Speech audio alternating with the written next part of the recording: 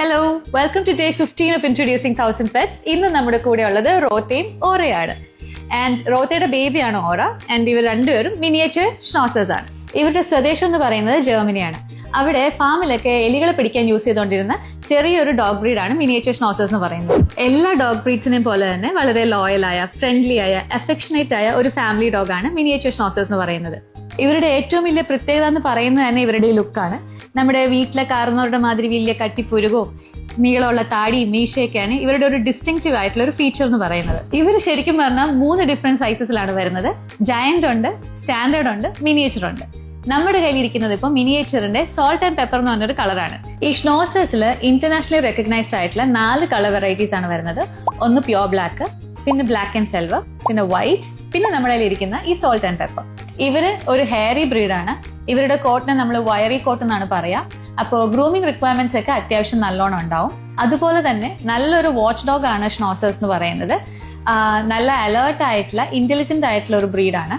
So ഇവരെ എടുക്കാൻ ആഗ്രഹമുള്ളവർ തീർച്ചയായും ഇവരുടെ കൊരയെ പറ്റിയും ഇവരുടെ ഗ്രൂമിംഗ് റിക്വയർമെന്റ്സിനെ പറ്റിയും അത്യാവശ്യം ഒന്ന് അറിഞ്ഞിരിക്കുന്നത് നല്ലതായിരിക്കും. ഇവരുടെ ഹൈറ്റ് എന്ന് പറയുന്നത് ഒരു 30 തൊട്ട് 32 സെന്റിമീറ്റേഴ്സ് വരെയൊക്കെ ഹൈറ്റ് വരും. ആൻഡ് വെയിറ്റ് എന്ന് പറയുന്നത് ഒരു 7 to 8 kgs വെയിറ്റും വരും. പിന്നെ ലൈഫ് സ്പാൻ ആസ് യൂഷ്വൽ ഒരു 10 to 12 ഇയേഴ്സ് ഒക്കെ ലൈഫ് സ്പാനും ഉണ്ടാവും. ഇവർ ഹൈപ്പർ അലർജനിക് ആയിട്ടുള്ള ഒരു ബ്രീഡാണ്. സോ നമുക്ക് ഇവരായിട്ട് അലർജീസ് ഒന്നും ഉണ്ടാക്കത്തില്ല. അതുപോലെ നല്ല ഹണ്ടിങ് ഇൻസ്റ്റിങ്ക്റ്റ് ഉള്ള ഒരു ഡോഗും കൂടിയാണ് ഷ്നോസേഴ്സ് എന്ന് പറയുന്നത്. നമ്മുടെ പറമ്പിലൊക്കെ ചെറിയ ചെറിയ എലികളോ അങ്ങനെ എന്തെങ്കിലുമൊക്കെ ഉണ്ടെങ്കിൽ ഇവര് ഇരയെ പിടിക്കാൻ വളരെ ഇഷ്ടപ്പെടുന്ന ഒരാൾക്കാരാണ്. ഇവരുടെ സ്ട്രക്ചർ എന്ന് പറയുന്നത് അത്യാവശ്യം നല്ല കോമ്പാക്ട് ആൻഡ് സ്റ്റേർഡി ആയിട്ടുള്ള ഒരു സ്ട്രക്ചറാണ്. അതുകൊണ്ട് തന്നെ ചെറിയ സ്പേസസിലും അപ്പാർട്ട്മെന്റ് ഫ്രണ്ട്ലി ഒക്കെ ആയിട്ടുള്ള ഒരു ഡോഗ് ബ്രീഡും കൂടിയാണ് മിനിയേച്ചർ ഷ്നോസേഴ്സ്. അപ്പോൾ കൂടുതൽ വിശേഷങ്ങൾ നമുക്ക് ഇവരുടെ പെറ്റ് പേരന്റിനോട് തന്നെ ചോദിച്ചറിയാം. നമ്മുടെ ഷ്നോസേഴ്സിന്റെ പേരന്റ് ആയ ജിസ്റ്റോ നമ്മുടെ കൂടെ ഉണ്ട്. ഹായ് ജിസ്റ്റോ. ഹലോ. ഹായ്. അപ്പോൾ നമ്മുടെ വ്യൂവേഴ്സിന് വേണ്ടി ചെറിയൊരു സെൽഫ് ഇൻട്രൊഡക്ഷൻ കഴിഞ്ഞിട്ട് നമുക്ക് ഷ്നോസേഴ്സിന്റെ വിശേഷങ്ങളിലേക്ക് പോവാം. Hello, hi. എൻ്റെ പേര് ജിസ്റ്റോ. ഞാൻ തൃശ്ശൂരാണ് സ്ഥലം. ഒരു pet grooming salon in the name of rooms and racks. Thrissur, Palakkad, Calicut ഈ 3 ഔട്ട്ലെറ്റ് ഫ്രാഞ്ചൈസി എടുത്ത് റൺ ചെയ്തുകൊണ്ടിരിക്കുകയാണ്. മിനിയേച്ചർ ഷ്നോസേഴ്സ് അല്ലേ, നമ്മൾ അധികം എവിടെയും അത്ര പോപ്പുലർ ആയിട്ട് കാണാത്ത ഒരു ബ്രീഡാണ്. അപ്പൊ എങ്ങനെയാണ് ഈ ഒരു ബ്രീഡിലേക്ക് എത്തിയത്? ആക്ച്വലി എനിക്കും ഹൈപ്പോലജനിക്നെസ് എന്ന് പറഞ്ഞൊരു സംഭവം ഭയങ്കര ഇമ്പോർട്ടൻ്റ് ആയിരുന്നു. കാരണം വീട്ടില് പപ്പ പണ്ട് പഗ് ഉണ്ടായിരുന്നു, എക്സസീവ് ഷെഡിങ് ആയിരുന്നു. അപ്പൊ അതിന്റെ ഒരു കാരണത്താൽ ഡോഗിനെ ഞാൻ പുറത്ത് വെക്കേണ്ടി വന്നു. അപ്പൊ അന്നോട്ട് ഞാൻ വീട്ടില് ഹെയർ ഫോൾ തീരെ ഇല്ലാത്ത, ഹൈപ്പോലജനിക് ആയ ഒരു ഹൈലി അലേർട്ട് ആൻഡ് പ്ലേഫുൾ ആയ ഒരു ബ്രീഡ് ഇതായിരുന്നു എന്റെ മനസ്സിലുള്ള. അന്ന് ഞാനൊരു ആർട്ടിക്കിൾ കണ്ടു. ഒബാമേന്റെ കുട്ടികൾക്ക് വേണ്ടി അമേരിക്കൻ കെനൽ ക്ലബ് റെക്കമെൻഡ് ചെയ്തൊരു ബ്രീഡായിട്ട് ആ ഒരു ആർട്ടിക്കിൾ കണ്ടു. അതിൽ അവർക്ക് കുട്ടികൾക്കും ഈ പറഞ്ഞ അലർജിക് ഇഷ്യൂസ് അങ്ങനത്തെ പ്രശ്നങ്ങളൊക്കെ ഉണ്ട്. അങ്ങനെ ആണ് ഇതിനെക്കുറിച്ച് ഞാൻ തപ്പി പഠിച്ച് ഇങ്ങനെ ഒരു ബ്രീഡിൽ എത്തിപ്പെട്ടത്. ജസ്റ്റ് അന്വേഷിക്കുന്ന സമയത്ത് ഇവര് ഇന്ത്യയിൽ അവൈലബിൾ ആയിരുന്നോ? ആയിരുന്നു. ഞാൻ ഇൻഫാക്ട് ഒരു പപ്പി ഇവിടെ നിന്ന് ലോക്കലി വാങ്ങിച്ചിരുന്നു. പക്ഷെ ഇവരുടെ ഏറ്റവും one of the most important feature എന്ന് ഞാൻ നേരത്തെ പറഞ്ഞ പോലെ ആ ഹൈപ്പോലജനിക്നെസ്സും ആ ഹെയർ ഫോൾ ഇല്ലാത്തതിന്റെ ഒരു ഇതുണ്ടല്ലോ. ഇവരുടെ കോട്ട് വയറി കോട്ട് എന്ന് പറയില്ല, ആ തിക്നെസ്, ആ കോട്ട് ആണ് അവരുടെ മെയിൻ ഫീച്ചർ, ഒരു ക്യാരക്ടറിസ്റ്റിക്സ് ആക്ച്വലി. ഓഫ് കോഴ്സ് ബിയർഡും ഇതൊക്കെ ഡിസ്റ്റിങ്റ്റീവ് ആണെങ്കിൽ പോലും അതാണൊരു വലിയൊരു ഫീച്ചർ. അത് ഇവിടുത്തെ ഡോഗ്സിന് ഉണ്ടായിരുന്നില്ല. അപ്പൊ അതുകൊണ്ടാണ് ഞാൻ ഇമ്പോർട്ട് ചെയ്യാനുള്ളൊരു പ്ലാനിൽ വെച്ച് ഇമ്പോർട്ട് ചെയ്തത്. ആള് റഷ്യന്നാണ്. ആളുടെ ഫാദറും റഷ്യന്നാണ്. ആള് കുഞ്ഞാണ്. ഇവരുടെ കോട്ട് ടച്ച് ചെയ്യുമ്പോൾ തന്നെ അറിയാം ഇയാള് ഭയങ്കര സോഫ്റ്റും അയാളുടെ ഭയങ്കര കുത്തിക്കൊള്ളുന്ന മാതിരി അല്ല ഹാർഡ് ആയിട്ടുള്ള. അതാണ് ഈ വയറി കോട്ട് എന്ന് പറഞ്ഞത്. ആള് പപ്പി ആയതുകൊണ്ട് ആ പപ്പി മെച്ചുവർ ആയി വന്നുകൊണ്ടിരിക്കണുള്ളൂ. ആളുടെ already fully well matured and ഭയങ്കര പ്രോപ്പർ വയറിനെസ് ഫീൽ ചെയ്യാൻ പറ്റും. അപ്പൊ ഇവരുടെ ഗ്രൂമിംഗ് ഒക്കെ എങ്ങനെയാണ്? ഒരു ഡിസ്റ്റിങ്ക്റ്റീവ് ഫീച്ചർ ആണ് ഹാൻഡ് സ്ട്രിപ്പിംഗ് എന്ന് പറയും. കൈ കൊണ്ട് നമ്മൾ വലിച്ച് ഹെയർ ചെയ്യുക. ഫോർ എക്സാമ്പിൾ ജസ്റ്റ് കണ്ടു കഴിഞ്ഞാൽ അറിയാൻ പറ്റും.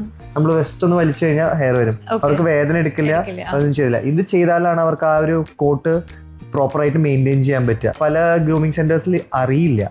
അതുകൊണ്ട് ഇങ്ങനെ ഒരു ബ്രീഡായിട്ട് പെട്ടെന്ന് ഗ്രൂം ചെയ്യണം എന്ന് പറഞ്ഞാൽ അവര് ട്രിമ്മർ എടുത്ത് ട്രിം ചെയ്ത് കളയും.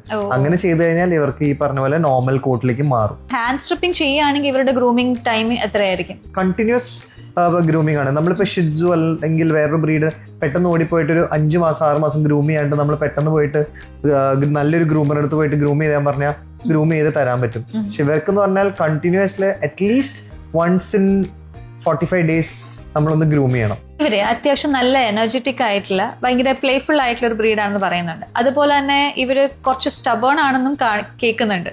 അപ്പൊ അങ്ങനെ ഒരു ആറ്റിറ്റ്യൂഡ് നമുക്ക് ഫീൽ ചെയ്തിട്ടുണ്ടോ?